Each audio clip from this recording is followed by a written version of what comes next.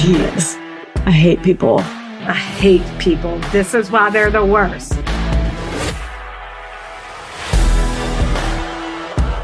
Are you ready for it? What up? What, season 2? Hey, kicking it off. Oh, yeah, you're right. Sorry, Canadians, please don't leave us. Oh my God, why?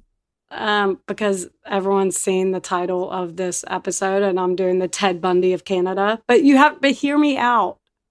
Okay? All right. My friend Carithers texted me a few weeks ago, suggested I do this story, which I responded to her and I was like, I think it's too well known. And she had never heard it before. And she's like really in the know about this shit. She's written a paper on like Helter Skelter, the book about Charles Manson from the prosecution of that trial, and met Krista Pike, the angel face killer. She interviewed her. Like, she is so well versed in true crime. So when she said she hadn't heard it, I was like, whoa. It prompted me to do that poll on Reddit and Instagram, and doing it won by a landslide. Yeah, it was a landslide. And 2 of our Canadian listeners DM'd and we're like, no, I mean, I never get sick of hearing it. I can't wait to hear how you tell it, which puts me on a lot of pressure. I was like, oof, okay. So y'all let me know if I get something wrong. No, I'm just kidding. I could have researched this for years. There's so much on it that I'm like, I'm never going to do a well-known case again. Too many sources, too many things to, I'm like, oh my God. I was fact-checking everything. Yeah, for real. No, I don't think, well, I guess for American listeners, I don't think it's like that. I mean, it is pretty well known, but you'll figure it out. I'm going to do Jean Monnet next week. I'm kidding. I was about to say, no. Obviously not. This will probably be the most well-known we do, I hope. I don't know. That's all up for interpretation. Well, I know. Yeah, you're right. But I do want to first, at the top, thank such loyal listeners. Y'all. Wait. I'm Rachel. Skirt. I am determined to remember to do this. I'm Rachel. I'm Rebecca. Hey. I'll be telling my story. Rebecca's telling her story this week. That's right. We're identical twins, so our voices are the same, and we get how that can be confusing. Yeah. And someone suggested that we identify ourselves every episode, and then, of course, we do it the one time and not ever again. Right. Okay. But so get into your spiel.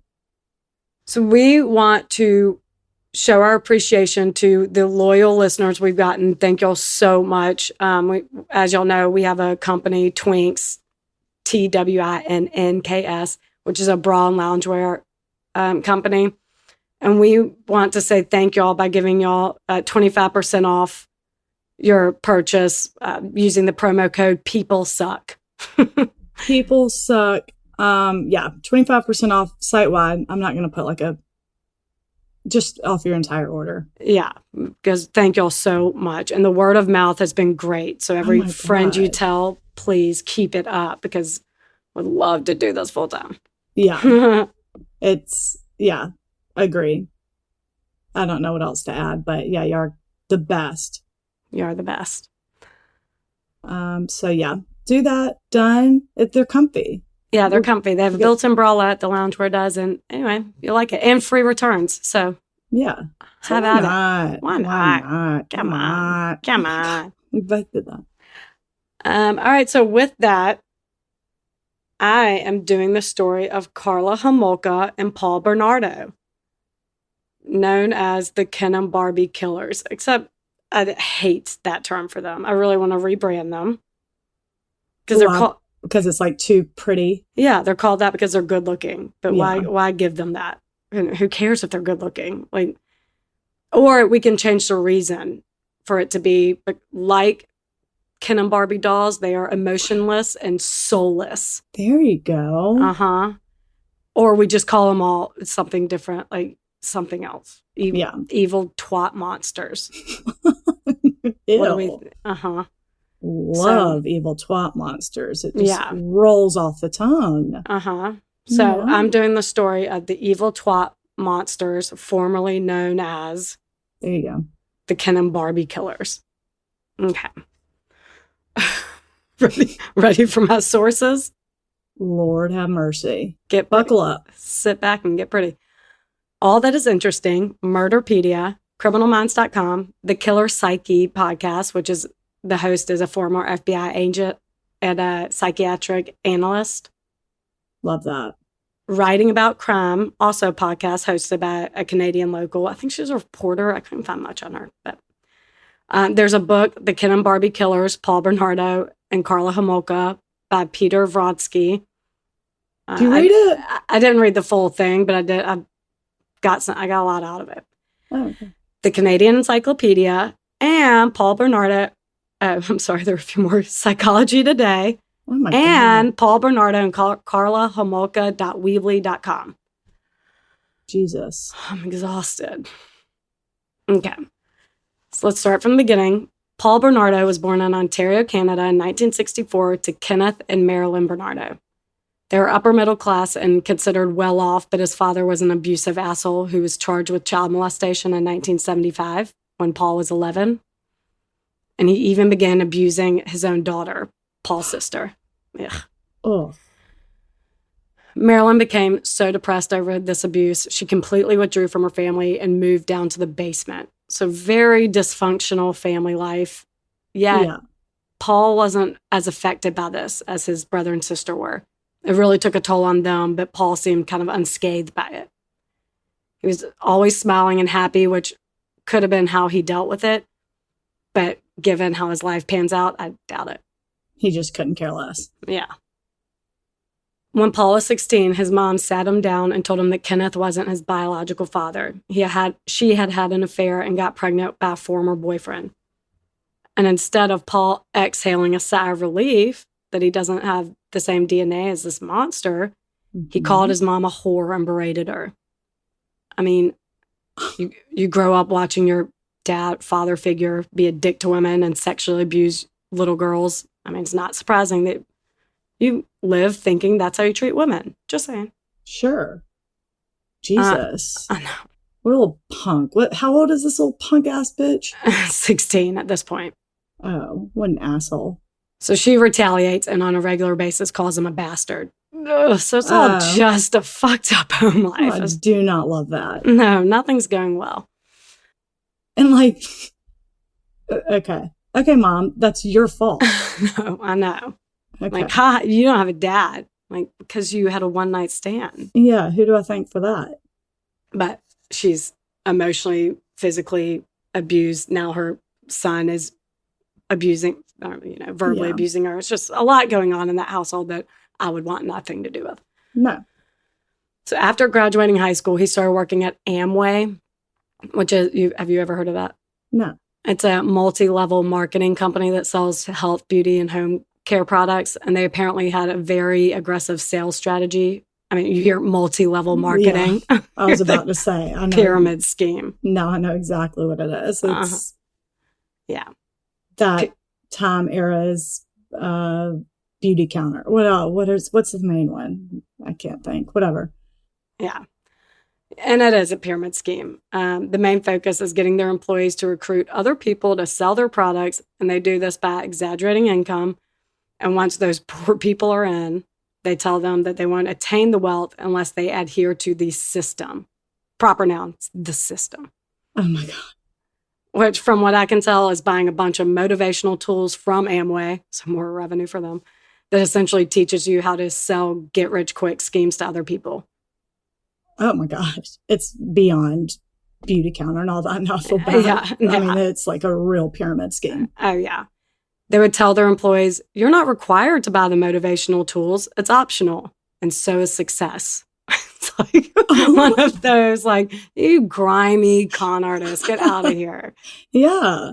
Oh my God, that is so funny. That reminds me of when my boss used to ask like just outlandish requests and he'd be like, oh, do whatever you want on your last day. I'm like, oh, loud and clear.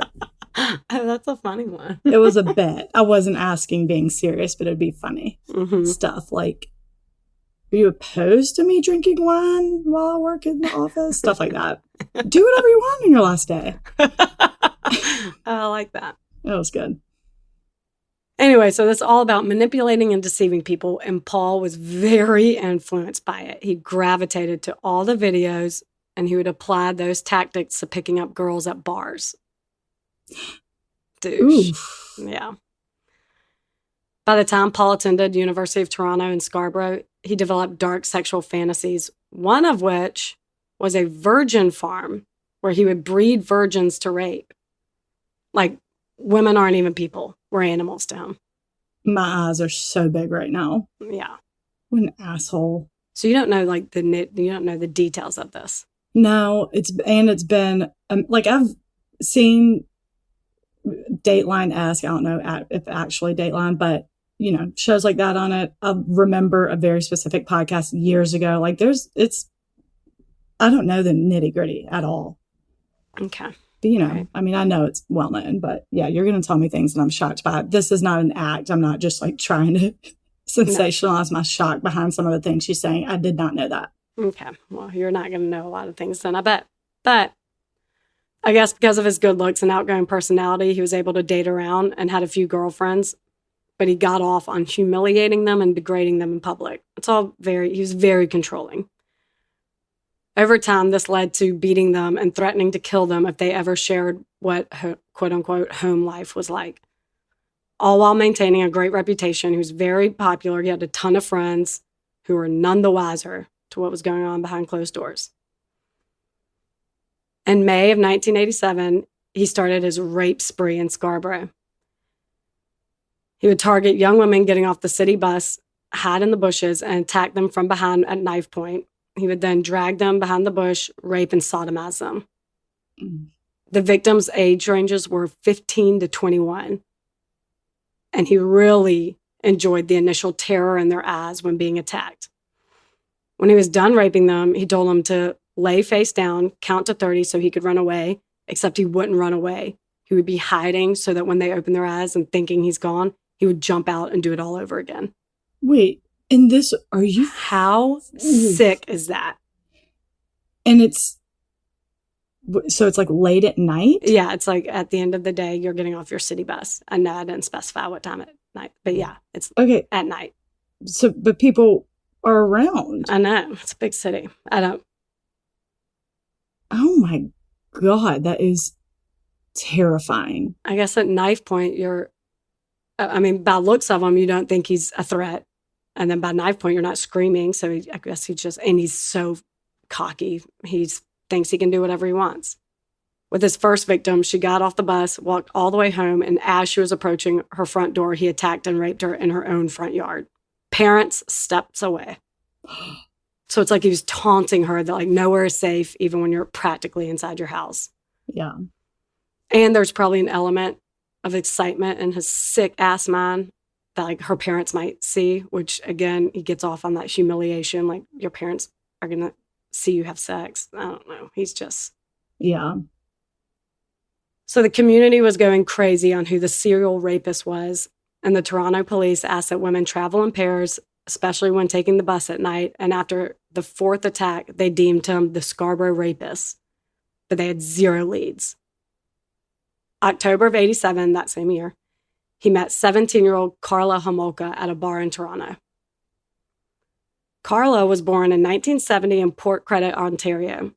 She was the oldest of three girls. Lori was the middle sister, and Tammy was the youngest. She was a girly girl and had a lot of friends who described her as confident and, from what I can tell, a little bossy. They used to joke to not get in a fight with Carla because she always wins.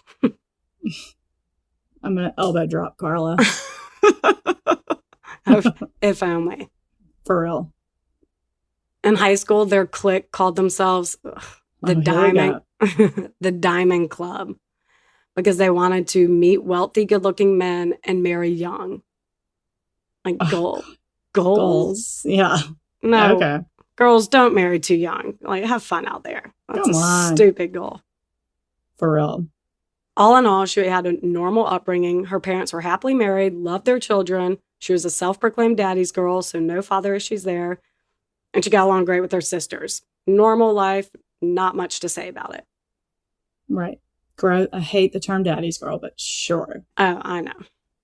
As a teenager, she did start a little rebellious stage. But one article pointed out that she wore black and started playing jokes on her friends, which, hey. Listen, there are no red flags there. I live for that. I mean, yeah. I'm I kidding. want to know more about these jokes. Are they funny ones? No. In fact, they're much darker than what we would play on our friends. Once she convinced her friend to make a parachute for her pet hamster, and Carla threw it out the window, obviously killing the hamster. And the friend was devastated, but Carla apparently showed no emotion. Why are you laughing? Oh my God. Oh my God. Rachel was laughing when I haven't.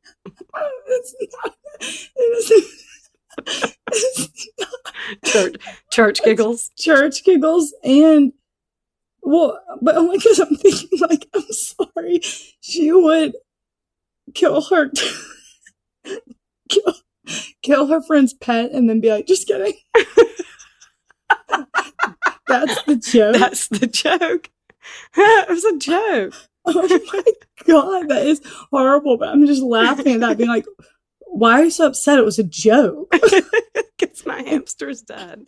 This is a classic Rach joke, I actually. knew you were going to. That's actually why I started laughing. So I was like, this is precisely what Rebecca accuses me of all the time. I'm like, Rach, like, borrows very expensive clothes.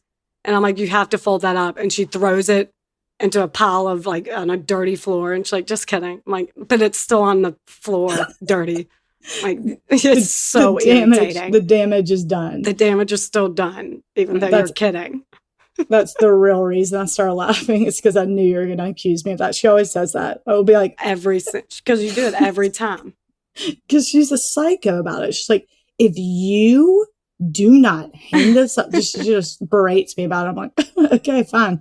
Take it off. Like, could not throw it on the floor quick enough. Piled up in a dirty mess. And then she gets mad because I'm like, what? I'm just kidding. Calm down. Like, I know, but it's still dirty. The damage is already done. It takes a expensive pair of shoes, you break a heel. You're like, just kidding. No, like, well, I wouldn't do that. I wouldn't kill your pet either and then say, just kidding. Ani would maul you. Right. Would never have the opportunity. But what a psycho.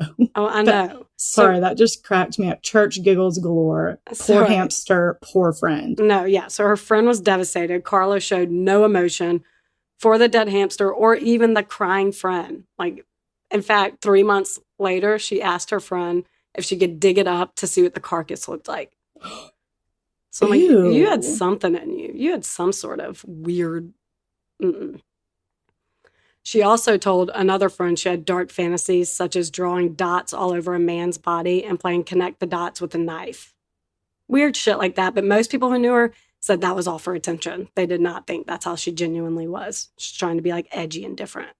Oh my God, but she genuinely killed a pet, so that's just so weird. Okay, great. Right. So at 17, she got a part-time job at a pet store and was at a pet food convention in Scarborough, which is when she met Paul at the hotel bar. They had a 6-year age difference, which at 17, that's a lot. But apparently when they locked eyes, that was it. It was an immediate attraction, and within the hour, they were up in Carla's hotel room having sex, which I don't know what the Diamond Club thinks about putting out on the first night. That's what I'm wondering. Yeah, for real. Early in their relationship, Paul revealed a fantasy of having a French maid submit to his every desire as her master. And to his surprise, Carla liked the idea. This was the start of a very dominant and submissive relationship. After graduating high school in 1988, her love for animals landed her a job at Thorough. Sorry? The irony. But no, it gets even more ironic. Hold on. Okay. For her love for animals, except hamsters, landed her a job at Thorough Veterinarian Clinic. But eventually she quit because she didn't like how they treated them, the animals. What? So she started working at Martindale Animal Clinic in St. Catharines. I'm like, you are just a walking hypocrite. Everything you do is contradiction. You'll see. But yeah. So St. Catharines is about an hour and a half to 2 hours from Toronto. And she was a full-time vet technician. She was no longer interested in going to college. She just wanted to be with Paul. Now, the rapes in Scarborough didn't stop once Paul got a girlfriend. In fact, he actually asked Carla one night, "What would you say if I told you I'm the Scarborough rapist?" To which she responded, "That would be cool." Jesus. With Carla's stamp of approval, he continued, and in December of that year, he raped a 15-year-old, which lasted about an hour. I know, and I'm sorry to say an hour, but every single case, they mention how long it took and how long he tortured them for. I'm guessing to show us like how confident he was of not getting caught, and like an hour of pure torture while they're awake in public fighting back. Like you would think you'd want to get in and out, but it just speaks volumes of his arrogance, thinking he can get away with anything. Right. And how, sorry, like even the girl in her front yard, like while her parents were home, I'm like, you think you're so invincible that the dad wouldn't come out there and shoot you in the head from behind. Like, right. You're so cocky. Convinced of, you're so convinced that nothing's going to happen to you. Like you have no idea. Yeah, whatever. So it was the day after this particular rape, the Toronto police put a task force together, but the investigation went nowhere, even though they had tons of physical evidence. So December 23rd, 1989 rolls around. Paul proposes to Carla. It's just really time stamping. They're engaged now. Yeah. Match made in heaven. Yeah. Match made in hell is how I end it, right? Oh, shit. In 1990, he had attacked and raped his 11th victim, and she was the only one who got a clear look at him. So the police finally got a sketch of him, which they released to the public 2 days later. They were overwhelmed with how many tips that came in, and had 130 suspects already when 2 tips came in claiming it looked like Paul Bernardo. They brought him in for questioning, and he even joked that it really did look like him, and he was willing to give his blood, saliva, and hair samples, and he went on his merry way. God. While the composite sketch it looks exactly like him. This would be the one of them that I post. While it looks exactly like him, the detectives concluded that such a well-educated, well-adjusted man couldn't have been responsible for such a vicious crime, which is so irritating. It's so irritating, and that's one of the parts I remember. And I'm like, but this is after Ted Bundy. Yeah, everyone said he was so nice, so cute. I know. And he was in jail at this point. I have a note that says, "Have we learned nothing from Ted Bundy?" Right there. Nothing. Yeah, can't help to think it's the good-looking, rich white boy that somehow comes off trustworthy to people, even though he looks exactly like the damn picture. It's just mind-blowing. Yeah. Mind you, this is 1990, so DNA was very new, and they only had one qualified technician to do all these tests. And he was testing it in the order when they came in, so Paul's was going to be a while. This is also annoying. Like, start with the easy ones. Start with the ones who fit the bill and were in Scarborough at the time, and test those first. I have a note that this is like Rachel's pet peeve at coffee shops.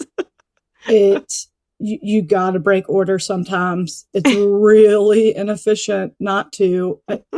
130 DNA samples for this crime, and they're like, let's go in order, even though this person could have lived 1,000 miles away. Right. We can't skip them. Right. He came in before Paul Bernardo, who looks exactly like him. A note about coffee shops. Or any order at the counter places. Yeah, I know, but the times that stick out in my mind were always a coffee shop that like are very anal about like the rules and who is in line first and who ordered a drink first. Like we were in Atlanta recently and ordered a muffin, but the guy in front of me had like some very complicated drink order. The muffin was sitting right there in the case. No, he had it was a breakfast sandwich. It was very involved. They had to scramble the eggs. They had to do everything. And Rachel's like, I just want the muffin in the case. She's like, well, he ordered first, so we have to make his first. They're like, we have a ticket in front of you. I was like, can you just hand me the damn hand me the muffin? Mm-hmm. So Paul eventually moves in with Carla and her family in St. Catharines to save up for the wedding, and they love him. Her parents are already calling him their son, and the sisters really look up to him. So the attacks in Scarborough stopped for a while, but the rapes in St. Catherine increased a little bit. Again, another opportunity to narrow down suspects, but that's okay. On the outside, things look like they're going well for the couple, but one thing that's really irks Paul is that Carla wasn't a virgin when they met. Evident to his sick virgin farm fantasy, he really has a fetish for taking girls' virginities. Ew. Carla would role play as a young virginal girl, but it wasn't fulfilling Paul enough, so he turned his sick attention to Carla's youngest sister, Tammy, 15 years old. Right. This is the part that stands out to me the most, which is why I think I blocked out other details, because this, I'm like, oh, God. I didn't even realize you would know this. Yes. And instead of being repulsed and outraged, Carla once again encouraged it. She even broke Tammy's blinds to make it easier for Paul to watch her at night masturbating while she slept. In December of 1990, 6 months before their wedding, Carla stole halothane from the animal clinic, which can be used to induce or maintain anesthesia. I think they give it to animals as they're putting them down. Oh God. I didn't know that's what it was. Okay, go on. And told Paul that for Christmas, she was going to give him her little sister's virginity. As if it's fucking hers to give. Go to hell. I hate people. Oh, this is the part. I don't like it one bit. Okay. On December 23rd, 1990, so exactly 1 year after he proposed, Carla's family was having a Christmas party, and Paul was a camcorder type of guy. He filmed everything, so there's footage of everyone having a good time. There's Christmas decorations, there's music playing, just wholesome fun. Carla's parents and middle sister, Lori, go to bed, and Carla and Paul stay up and ask Tammy if she wants to stay up and drink with them, which, as a former 15-year-old with older sisters, this is huge. It's so exciting. Yeah. That is so sad. I know. So she's all, F yeah. And there's footage of her sitting on the couch holding her rum and eggnog, laughing along with her cool older sister and soon-to-be brother-in-law, unknowingly drinking crushed-up sleeping pills. Once she's unconscious, Carla and Paul undress her, and Carla applies the halothane-soaked cloth over her nose and mouth, and Paul begins to rape her in the basement, all while Carla's filming. In the video, Paul says, "Here we go, hold her down." Repulsive. You. Right. But even more disturbing is when the roles switch and Carla begins sexually assaulting her own little sister while Paul films. So disgusting. Actually, no, scratch the sexual assault. Well, I'm just going to call it what it is. Rape. She begins raping her little sister. Assault. No, it's rape. Yeah. Tammy began vomiting and choking for several minutes, then loses consciousness again. They panicked, hid the evidence, got her dressed and dragged her to her room, put her in the bed and called 911. A few hours later, Tammy Homolka was pronounced dead at St. Catherine's General Hospital. So sad. Very sad. They told the cops she drank too much and they wrote it off as an unfortunate accident, even though there was a huge chemical burn on Tammy's face. The medical examiner asked about it and Paul said it was a rug burn from trying to revive her. Which... On her stomach? No, on her face. No, I know, but were you reviving her while she was on her stomach? How did her face get rug burn? Right. Yeah, right. Idiot. And who are these people speaking to these monsters? Or that there's just no, like, that doesn't make any sense. Right. Well, that's what I'm like, I don't know if it was because it was Christmas Adam, like December 23rd, Christmas Adam, the 24th, Christmas Eve. Duh. I know, but a lot of people don't know that, or that's just what we call it. Duh. So I don't know if it was because the holidays and no one wanted to be working or deal with that, which I'm sure is not the case, obviously. But I mustered up the courage to look at this autopsy picture. Are you serious? There is no one in their right mind that would believe this is a rug burn. There are several layers of skin removed. It is a gut punch when you see it.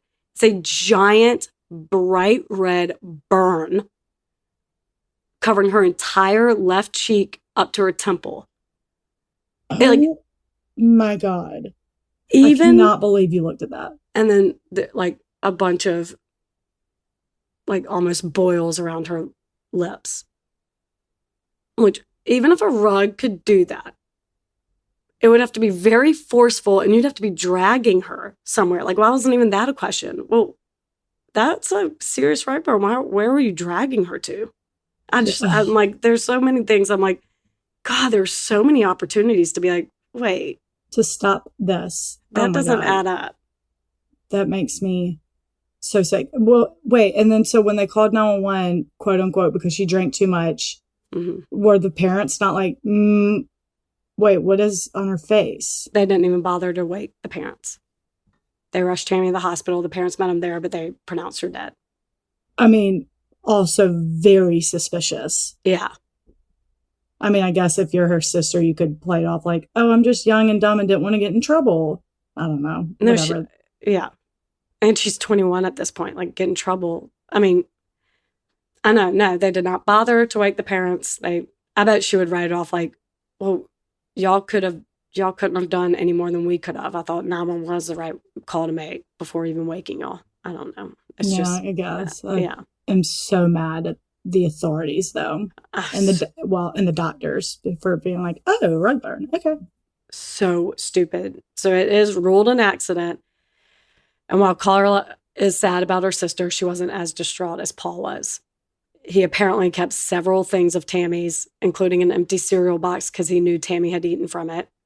And at her funeral, he was seen stroking her hair in the open casket. Ew. I know. Paul blames Carla for not administering the halothane correctly. Since she's the vet tech, she should know the dosage amount that could kill someone.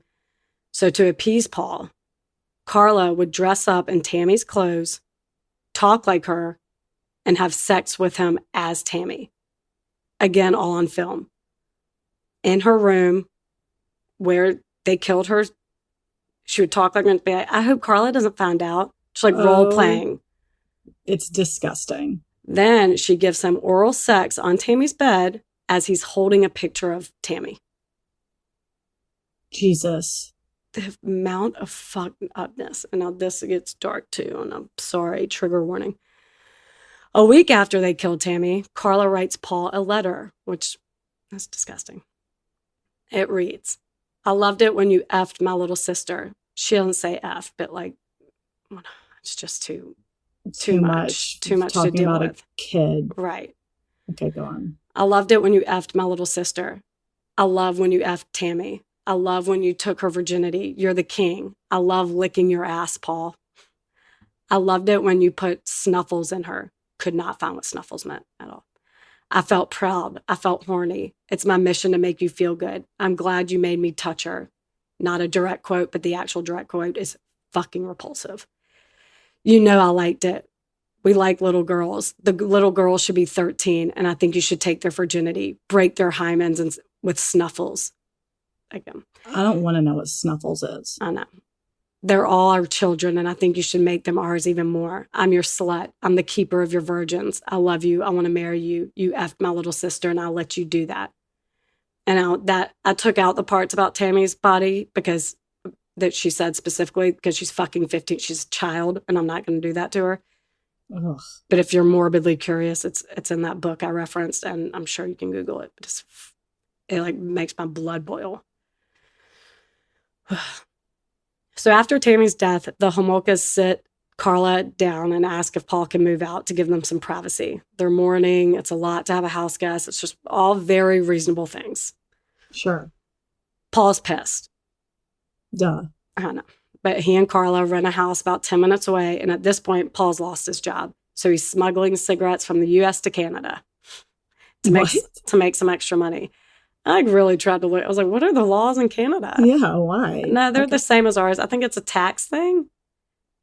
Okay. I don't know. I don't know. I started researching. I'm like, I don't even care. Fuck this. So that was to make him some extra money. And Carla still is working at the vet, but she's only making $9 an hour. So he turns one of their guest rooms into a studio and starts making music as an aspiring rapper. So finally some humor in the story. For real. Give me a damn break. So stupid. I'm sure they were awful. One night, they went back over to the Homolkas house to iron out some wedding plans. And her dad told them they spent a huge amount of savings on the unexpected funeral they had to plan for their baby. and asked if they could cut down on some of the extravagance of their wedding, to which Paul suggested they take out a second mortgage. Fuck you. Dickhead. Carla pitched a fit and said no. She wanted a big wedding and later wrote to her friend, "Fuck my parents. They're such assholes, only thinking of themselves. All my dad's been doing since Tammy's death is wallowing in his own misery. If he wants to stay home and be miserable, he's welcome to do that. But we're out having fun." Oh, Less than 6 months after her sister's death. She's like, it's time to get over it. Right. She's like, I think it's time to move on. Ugh. One night in June 1991, Paul is driving around in the middle of the night, stealing license plates for his Okay. for his SIG smuggling side gig. And he spots a young girl walking around alone. Leslie Mahaffey was 14 years old and had attended her friend's funeral that day who died in a car wreck. Which in itself, I'm like, 14's too young to start going to your friend's funerals. Yeah, it is. And like that, oh God, what a bad day for poor Leslie. Yeah. After the funeral, she and some friends went to the woods to console each other and drink. She had missed her curfew a few times before and was already running late. So when she got home, her parents had locked her out to teach her a lesson. That's terrible. Oh, God. Paul got out of his car to talk to her, offered her a cigarette, and when they were walking back to get to his car to get the cigarette, he pulled out a knife and wrapped his sweatshirt around her face and forced her in the car. He came home and woke Carla saying, "We have a new playmate," and she went back to bed. The next day, they took turns videotaping themselves, torturing and raping her while listening to Bob Marley and David Bowie. At one point, Bernardo says, "You're doing a good job, Leslie, a damn good job. The next 2 hours are going to determine what I do to you, but right now you're scoring perfect." Gross. On another part of the video, another trigger, sorry, it's disturbing. On another part of the video, which was later played at the trial, Mahaffey cried out in pain as she was being sodomized, and they gave her a teddy bear to comfort her and squeeze. Oh, my God. I can't keep saying fuck off. I know. But I want to. You can. They keep her for 24 hours, and during that time, Carla goes to work, act completely normal, walks her dogs, reads, relaxes, and point this out for later, clearly not distressed about the situation. On June 16th, Carla's family was coming over for Father's Day dinner, so they strangled Leslie with an electrical cord and kept her in the basement while they ate upstairs. The next day, Paul went to a hardware store and got 12 bags of cement. They dismembered her and encased each piece in the cement and dumped her into Lake Gibson. Paul would later claim he intended to release Leslie, and it was Carla who strangled her because Leslie's blindfold slipped and she saw her, but we'll never know for sure. The actual killings were the only thing not on the tapes. I can kind of see, like, they were probably so hard to catch because their crimes are so inconsistent. Mm-hmm. Like, he was a serial rapist. That was very consistent. But, like, mm-hmm. I guess no one knows that Tammy was actually murdered. But then, like, they dismember another victim. Like, I know, it's not the same MO at all. Yeah, so they're not, like, I don't know. They're thinking these are one-offs. It's just, like, I mean, eventually they catch on because we're talking about it right now. But it's insane. I know. On June 29th, so roughly 2 weeks after her death, a father and son are fishing on Lake Gibson and discovered the remains of Leslie. She was identified by her braces. No. She's a baby.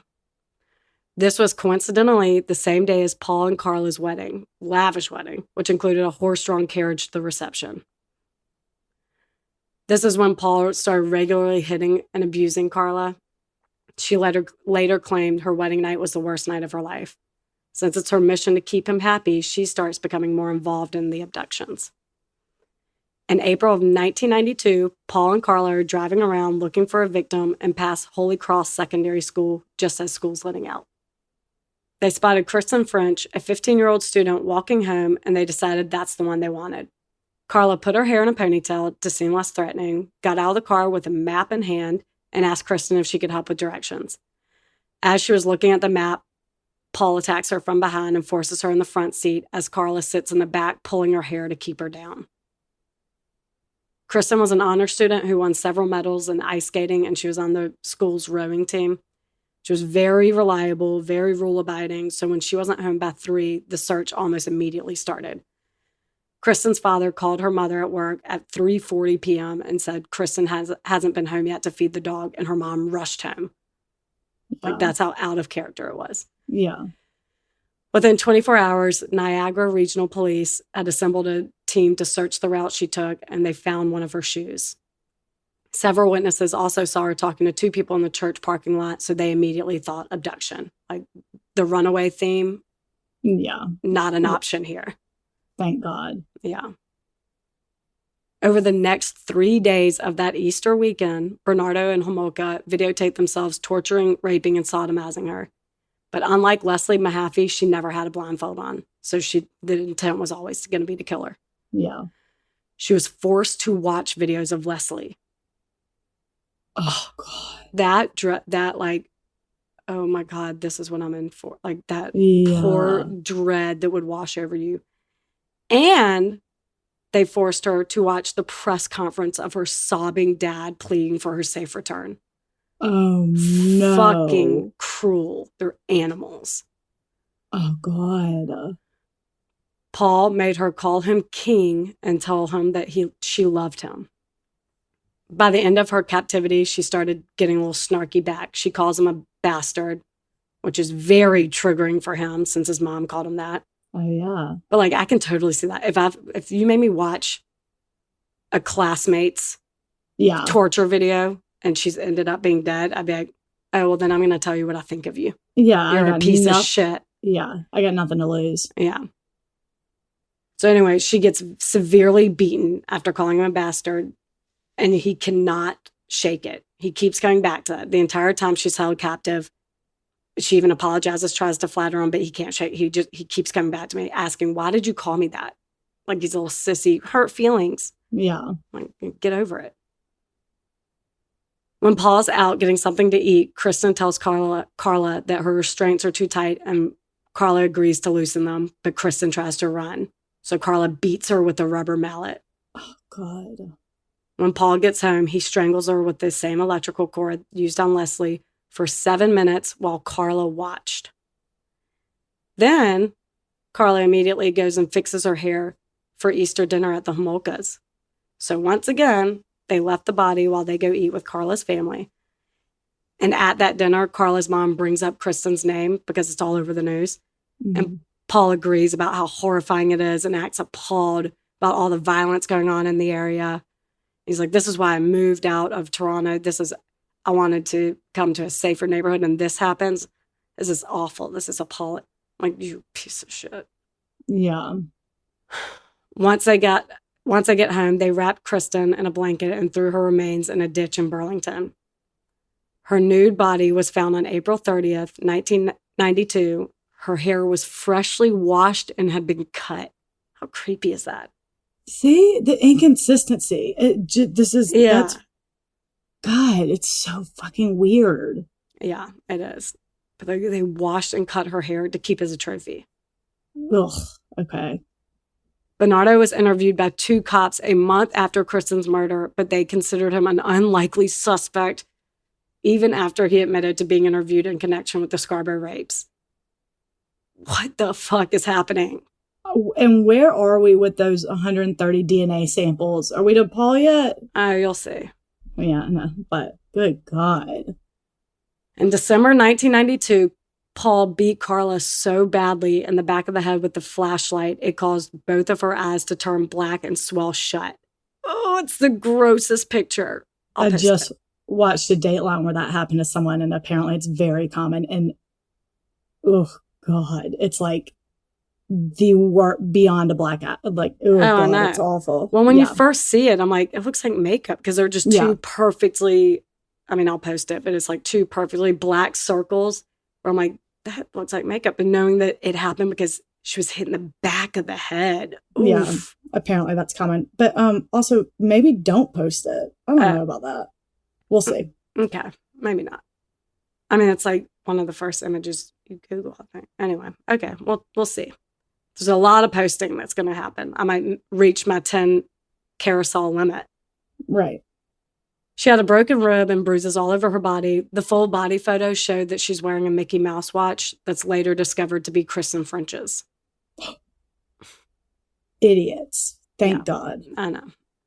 Anyway, she returned to work on January 4th, 1993, and told everyone she was in a car accident. But her coworkers didn't believe her and called her parents, and they took her to the hospital. She claimed to be a battered spouse and filed charges against Paul, who was arrested but released on bail the next day. A month later, the samples that Bernardo gave 2 years earlier were finally tested, positively identifying him as the Scarborough rapist. Finally. But rape ain't murder, so we need him on more than just that. That's true. So they tap his phones and put him under surveillance, but they go to Carla first to see what they can get out of her. She's uncooperative, and the only thing she tells him is that he's a cigarette smuggler. But once the cops leave, she does tell her aunt and uncle, who she's staying with at the time, that Paul's blackmailing her and he's responsible for Kristen and Leslie's murder. They urge her to get an attorney, so she hires George Walker, who wants to get ahead of this potential backlash to his client and attempts to get her full immunity to testify against Paul. The attorney general says, fuck no, but I will consider a reduced sentence.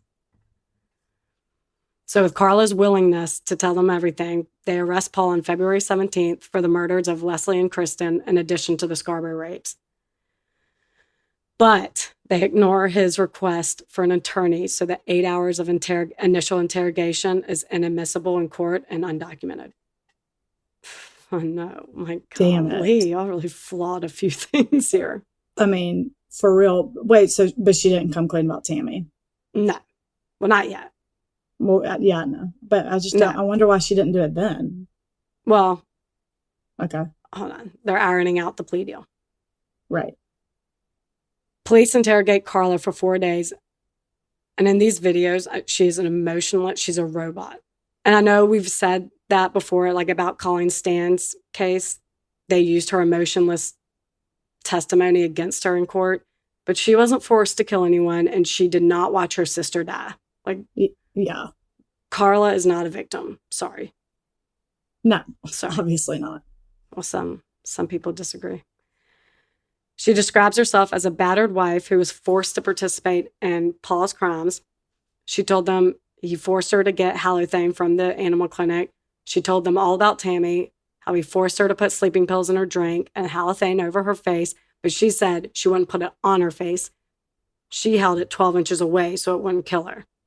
I guess not thinking they would exhume her body, but they did and retested it, and obviously it was, in fact, a chemical burn, which you would only get if you covered the rag directly on her face. Right. And then they went to the hospital and talked to the doctor and said, do we have to tell you what a chemical burn looks like? Right. God, it just makes me real mad. Mm-hmm. Also, a creepy ass side fact. When they did exhume her body and open the casket, they found a picture of Carla and Paul in it. I cannot say again, fuck you. They have put it there during that open casket funeral. How eerie would that be to find? Because you know why you're exhuming it for these two people, and then you open it and there's a picture of them. And let her fucking rest in peace, you assholes. Don't let her spend eternity with a picture of her murderers. They don't think like that. That's, I mean, case in point, I mean, I don't know who put it there, which one, maybe Paul did it solo. I pictured that they both did it or both agreed to it. No, they both did it. Carla's parents instructed the medical examiner not to put that picture back in when reburying her. Oh, God, obviously. Obviously. Carla tells them all the details about Kristen and Leslie and that they were Paul's sex slaves who he eventually strangled. When asked what her reaction was when Paul came in with Leslie, she said, in a little baby voice, which we'll learn later she always does, I was really mad because he had gotten out 2 of our crystal champagne glasses that we hadn't used yet, and they drank from them. They were from France and really expensive, so I was really mad about that. Like, what? Oh, that's not, I don't give a shit about your crystal champagne glasses. Oh my God. Okay. Yeah. And by the way, then you went back to sleep. So right. You're good. But like, that's not what we were asking. How did you react to how fuck off. As if the detectives are like, no. No. Shut the fuck up. No way. Then she tells them that there are videos of their torture, of course, leaving herself out of it. So the cops spent 71 days searching the house and can't find them. So now they really need her testimony. Damn it. It's all the evidence they have for the murders. So she's granted the plea deal that will forever be known as the deal with the devil. For her full cooperation, she will get a maximum of 12 years, 5 years each for Kristen and Leslie, and 2 additional years for her involvement in Tammy's death. Under this, what? Nothing. Well, you're probably going to get to it. But like, until they see the tapes, she raped Tammy too. There's way more than that. Mm-hmm. Okay, go on. Under this, I guess I'm just going to miss my call. So no, well, don't like miss it. We can do it. 15 minutes, we got this. I'll page my own. Shit. No, I know, I can do it. Under this agreement, she has to walk police through their house to point out where the rapes took place, everything, where they killed them and whatever. And my God, she's dressed in a little schoolgirl outfit. Her hair is in braids. She's talking that damn voice, like very clearly trying to mirror herself as one of his victims. Like, look, I'm just an innocent little girl too. Like, shut the fuck up. And during this, and I'll post that. It is insane. During the walkthrough, the detectives are like, okay, so this is the room where Leslie was initially attacked. And she's like, yeah, can I ask a question? Was any of our furniture damaged during the investigation? Because I'd like that back. Like, very detached. Like, yeah. Later, she's showing the detectives the bathroom where they cleaned Kristen French's body of evidence and cut her hair. She talks about how Paul's attorney must have taken a perfume sample she had in that drawer. It's just like, what went wrong? Right. Then in the basement where she is showing them where they dismembered Leslie, the most gruesome scene, I'm sure. She inquires about a book that's lying on the ground and goes, may I take this book or does that need to stay here? The detective's like, again, just leave it here. We'll arrange for that later. She's just so blasé. She's an idiot. They're like, so strange. Eating the green eggs and ham. Fucking idiot. Yeah, I hate her. Unfortunately, so I think much. she's smart because she got away with everything. But yeah. Her trial is set for June 28th, 1993. On March 5th, Carla is admitted to Northwestern General Hospital for a psychiatric assessment. And it's so involved, she's kept there until April 23rd. And I looked up what's standard, which obviously differs from person to person, case to case. But I kept getting the results of like 2 to 8 hours. She was there for like 6 weeks. Yeah, because she's baffling. They're like, wait, so your childhood was happy. Mm-hmm.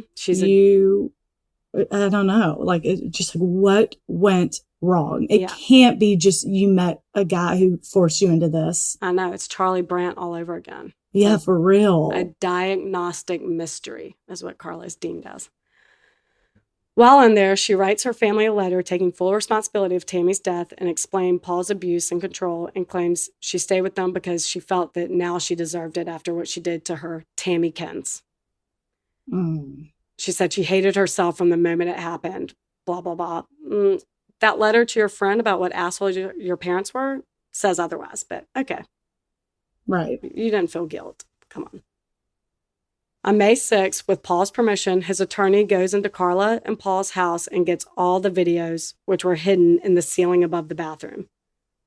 And the attorney holds the videos for 16 months. Illegal and unethical as shit. I remember that part too. Yeah. On May 19th, they now have enough to charge Paul with 2 counts of each: kidnapping, unlawful confinement, aggravated sexual assault, and first-degree murder, and 1 count of dismemberment. His trial is set for May 18th, 1995, so 2 years later. So first, Carla's trial. She's managed to strike the deal before anyone knows about the videotapes, connecting her to her very clear involvement, and she pleads guilty to 2 counts of manslaughter and is sentenced her 12 years max. No official charges were ever brought to her in Tammy's death, even though she wrote a confession letter to her family, but she still got the 12 years. Good God. In September of 1994, Paul's attorney quits and hands over the videos to John Rosen, his new attorney, who gives them to police that month, as you should. The good guy. Yeah. And they start prepping for Paul's trial. Well, he's still defending Paul, so. That's true. Not me. The previous attorney was later charged with attempted obstruction of justice and possession of child pornography. But he's... Oh. Yeah. There you go. That's right. I know. But he's later acquitted, so fuck that. So they review the videotapes and notice that not only does Carla appear to be a willing participant and enjoying it, there's a fourth victim that she never disclosed when arranging the plea deal. This victim's referred to as Jane Doe, and her identity is still covered by the publication ban, so it's never been revealed. But they tell Carla's attorney she could be faced with additional charges, which would nullify the 12-year deal. But a few weeks later, it's determined that it's not in the public interest to charge Homolka because they still need her to testify against Paul, and Jane Doe agrees to drop charges because she doesn't want her identity known and she's going through PTSD. Therefore, the plea deal is honored. Another one for the serial killer, another injustice for victims everywhere. Right. Oh, God. But here's what Jane tells the court during Paul's trial. Oh, so she does testify. Yeah, as a witness. She's not charging them. Oh, okay. Gosh, okay. Yeah. 6 weeks after the wedding, Carla met this 15-year-old at work, and she brought her home, put sleeping pills in her drink, followed by halothane to keep her out, called Paul and said to come home because she had a surprise wedding gift for him. Jane testified that she really looked up to Carla, who was 21 at the time, as an older sister she never had. They videotaped themselves raping her, and she woke up the next morning not knowing this and thought that she had just drinking too much and was mortified that she couldn't handle her alcohol. She was scared that Carla wouldn't hang out with her anymore. God. She became a regular at Paul and Carla's house, and eventually they stopped drugging her and would just sexually assault her and rape her while she was conscious. She said, quote, Paul would take me into the bedroom and say he wanted me to perform oral sex on him. He told me if I didn't keep him happy, Carla wouldn't be happy. And I really wanted to make Carla happy. Oh, my God. When Paul wanted actual sex from her, she put her foot down because he was married and she was a virgin and didn't want to lose her virginity that way, not knowing that she already had. Oh, God. This went on for months until Jane Doe's mom stepped in, thinking it's weird as shit that this couple in their early 20s wants to hang out with a 15-year-old. I was wondering that too. Where are the parents? That stops right then and there. Carla, during Paul's trial, claims she has no recollection of this at all. At all. Which is why she didn't tell police in the first place. She's claiming like battered wife syndrome, where she like blocks things out. All bullshit. She did say in prison she kept dreaming of her involvement with Jane Doe, but didn't know if it was real or not. Like, I just can't with this bitch. Yeah, for real. Paul's defense gets up there and claims Carla was the mastermind, noting that their client was a rapist, but had never murdered anyone until he met Carla. Paul got on the stand and claimed he was actually never in the room when Kristen and Leslie were killed. Carla did them all. As I said before, it's literally the only thing not on the videotape, so we'll never know for sure who actually did the killing. But Paul was found guilty on all 9 charges, and he was sentenced to life in prison with the possibility of parole in 25 years, but was later declared a dangerous offender. And in Canada, that means it's almost impossible that he would ever get released. He's been denied parole twice already. Good, obviously. Yeah. During her imprisonment, Carla actually started a 3-year relationship with, I'm going to botch this, Jean-Paul Jabert. He's French. Fellow inmate. You don't say. Fellow inmate who was in prison for strangling his girlfriend. I guess it was a co-ed prison. They were seen passing underwear to each other over the fence in the common area and would write each other very sexually aggressive letters. When Homolka applied for parole in 2001, her relationship with him was one of the reasons she was denied. But on July 5th, 2005, Carla Homolka was released at 35 years old. The judge ruled that due to the risk involved with her being free, she would have to abide by certain restrictions, including disclosing her address to work and home and who she's living with. If she's going to be away from home for 2 days or more, she needs to give notice 3 days in advance. Mm-hmm. She's not allowed to be around people younger than 16. She must continue therapy and counseling. She cannot consume alcohol or drugs. Any name change must be submitted to the police. And she couldn't be in contact with any violent criminals and restricted from contacting Bernardo or any of the victims' families, which shouldn't be a problem. It's not like she's sorry. What would she have to say to him? Yeah, exactly. Breaking any of these would get her 2 years in prison. But by November 2005, Judge James Breton lifted all restrictions, stating there's not enough evidence to justify them, which I respectfully disagree. Roll the tapes. Right. She's as free as a bird now. Oh, but while they were in force for those, 4 or 5 months, Yeah. she apparently did break them. She worked at a hardware store where the owner was charged with sexual assault and beating his wife. Therefore, criminal. She was in contact with a violent criminal. She would also offer to babysit his kids often, both not only under the age of 16, they were under the age of 10. That's 2. But that's okay. Carla rules the world, so whatever. Laws don't apply to her.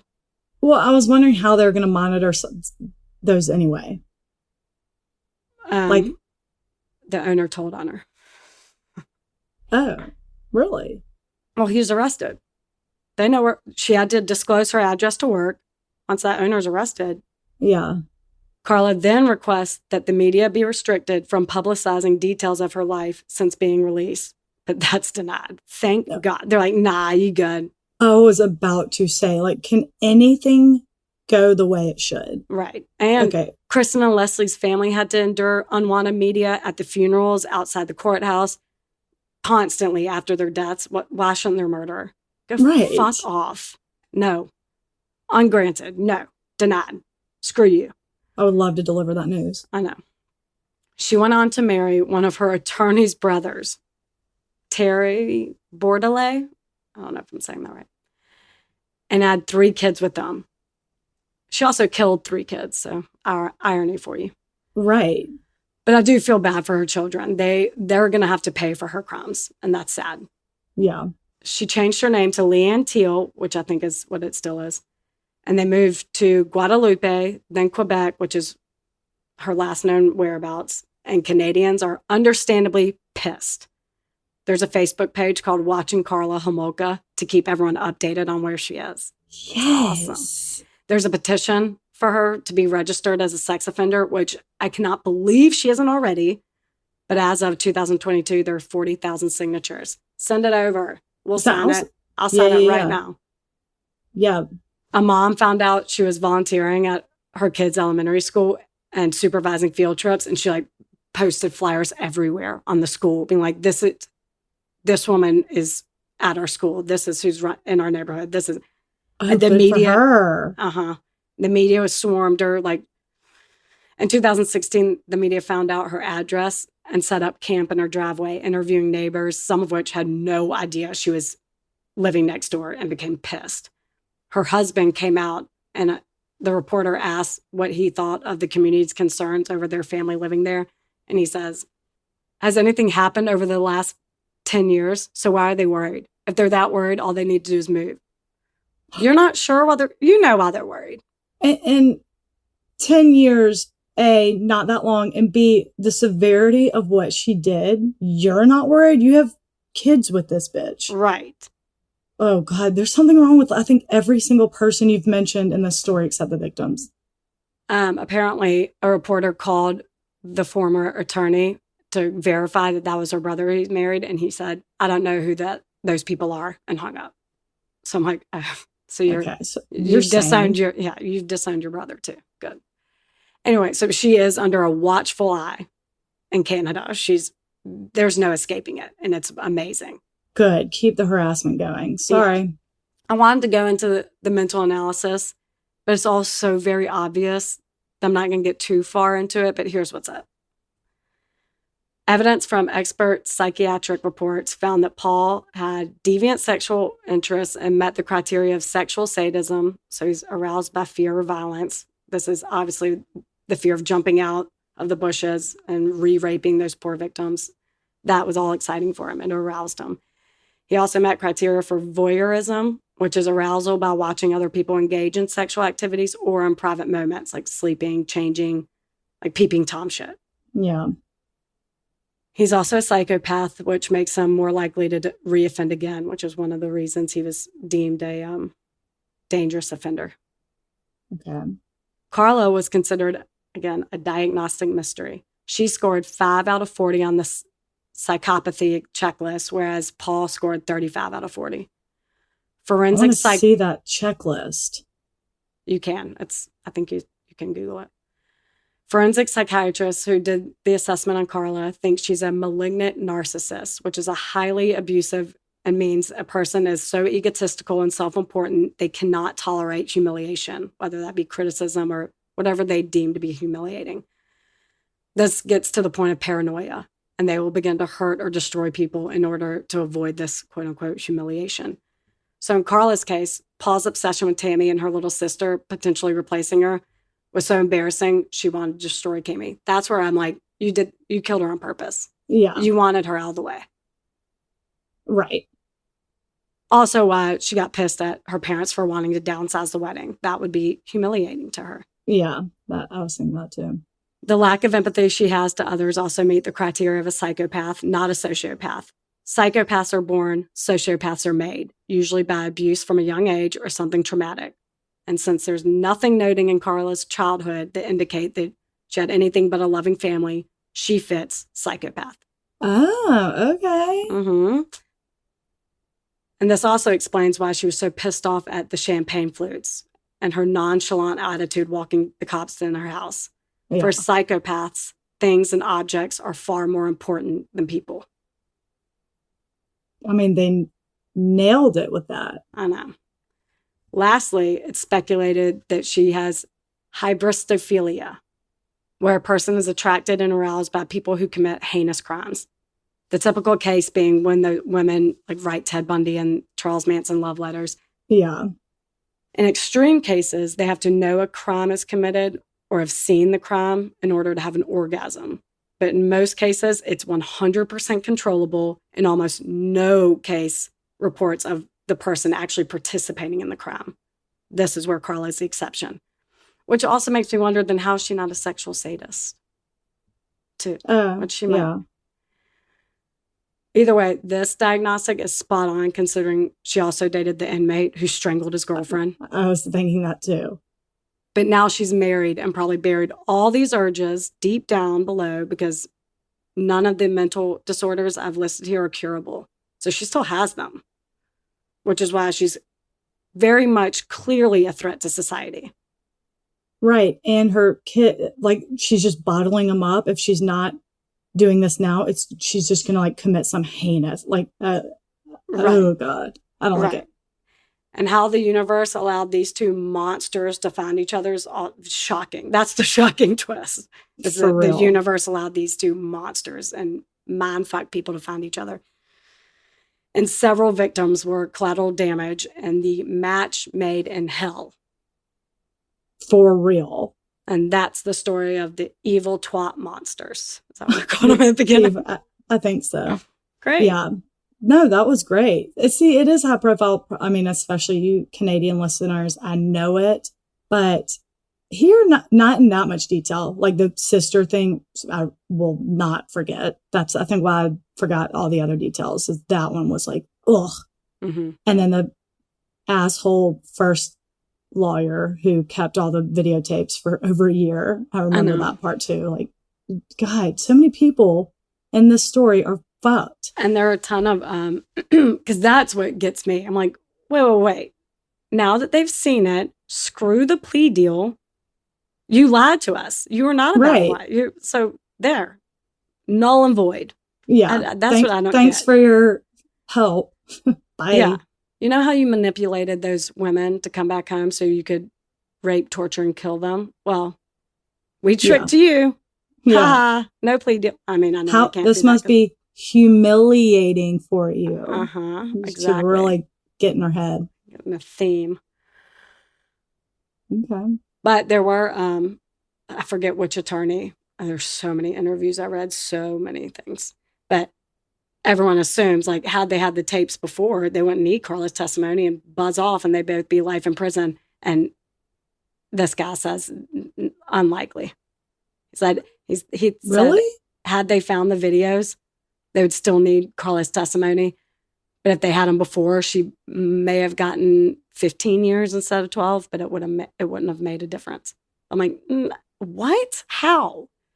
This is insane. I started trying to get me. to the legality of it, but like I am so drained by this horror story that I couldn't get far into it. But every plea deal was honored. Doesn't matter. Yeah, because every plea deal is honored. Carla's free. She's out and about. What's her name? I'm going to stalk. Leanne Teal. Right. Unless she's changed it and it's under wraps now, but I think that's her last name. Yikes. Yeah, and I'll post the like cameras following her at school and stuff like that. Shit like that. That's the most recent. She has like brown hair now. Oh God. Yeah. Post that. Sorry, Canadians, keep harassing. I Keep it up. Yeah. Keep it up because she did not do her time. No. She deserves it. She does. I have a note at the beginning of this story that says Rach and Blake. I don't know where I was going to tie it in, it was before I started the research. And now I'm like, oh, I can't tie this in. They aren't that bad. Rach had a boyfriend when she was 14 who did petty crimes. Nothing to this nature. But I've wrote it before going really deep into detail. And I'm like, well, I can't fit this in. He like would... Rach and Blake. You know how Carla feels, right? Oh Blake. My God. Rach still like apologizes to her dad for dating him. I do. It was a real, oh my God, if I were dad, I would have locked me up. He would like the straw, I think, that broke the camel's back, where he's still like in and out of prison to this day. We obviously broke up. Why? He like, told this guy he was interested in buying his his Bronco. Remember, he was like, I'm test driving. This guy told me I could test drive it for a couple of days before I committed. And the guy absolutely did not tell him that. He just like stole it. Was like, yeah, go around the block. And he kept it for like a week. And we would drive around in it all the time. He picked me up from school in it. We went to like, it's fascinating. Dad jumped it. It died. Yeah. And Dad came out and jumped it and was like, all right, bye y'all. So he did shit like that. He got pulled over when taking his parents' car out when he was like 14. It's so cool. It's much lower level than stupid Paul and Carla. Oh, I know. But I found that note. I just came across that note and being like, I knew you were going to mention Blake. I knew you were going to mention that. In my last story about Nicholas Barclay, when I was like, I was a bitch when I was 14 too. I know. And you said that. And I was going to say, yeah, but I never went to jail. I just went to visit my boyfriend. I just went to visit my boyfriend in jail. Oh my God. God, what little shits. Poor mom and dad. I apologize to this day. I have a corporate conference call that started 15 minutes ago. So I got a jet. You are very late. All right. All right. You are the best. People are the worst. Bye. Peace.